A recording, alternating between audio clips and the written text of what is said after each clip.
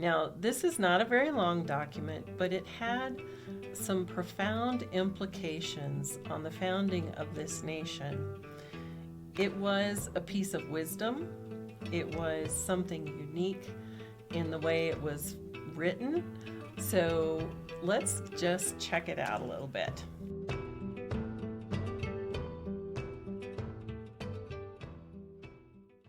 Hey there, my conservative friends. Let's talk a little bit today about one of the important documents in American history. And it's one of the first documents in American history, aside from the Bible, and that is the Mayflower Compact. Now, this is not a very long document, but it had some profound implications on the founding of this nation. It was a piece of wisdom. It was something unique in the way it was written.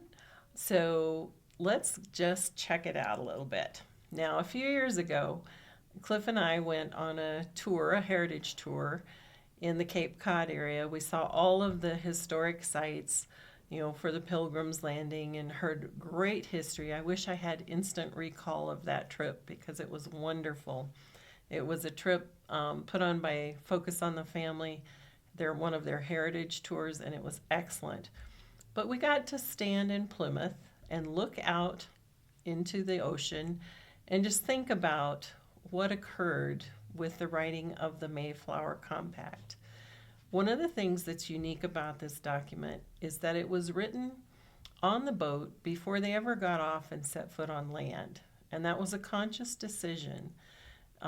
They were concerned about how they would govern themselves in a new colony, in a new community, when they knew among the people on the ship there were people with differing views, different beliefs as far as God and Christianity, and they took time to make some resolutions among themselves before they got onto land. So I'm going to read you the words of the Mayflower Compact, and we'll talk about them briefly. For the glory of God and the advancement of the Christian faith, to covenant and combine ourselves together into a civil body politic, for our better ordering and preservation and furtherance of the ends aforesaid, and by the virtue hereof to enact, constitute, and frame such just and equal laws, ordinances, acts, constitutions, and offices from time to time, as shall be thought most meet and convenient for the general good of the colony, unto which we promise all due submission and obedience. So that is not a very long document, and I left off part of the opening, but not much. This is how they began the process of governing themselves. Before they got off the boat, they agreed to this. It was first of all, a covenant agreement. And that word is important because covenant carries with it the concept of a legally binding agreement among parties. So when they wrote this document, they were, as a people, as a group beginning to start a new colony, promising to follow the rules that they were setting out in this document, and it would be legally binding upon all parties. Another couple of important words that we want to point out and think about.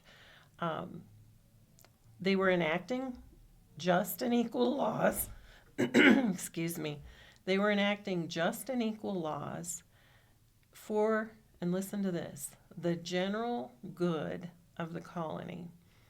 That is an important concept in governing ourselves, and particularly as conservatives, we look to the general good of the society that we're living in. Equality doesn't mean that everybody has the same amount of goods or talents or anything that's measurable, but we look to a general good for everyone who is a part of the society, regardless of their stance in that society. And they started right out before they set foot on the land thinking this way. That's an important foundation for the orderly human society that ultimately became America. So go read the Mayflower Compact. If you ever have the opportunity to be in the Cape Cod area, in Plymouth, oh, I would so encourage you to visit the historic sites. I long to go again. I will go again one day. And every time I go there, I anticipate learning more and understanding better the foundations of this great American nation.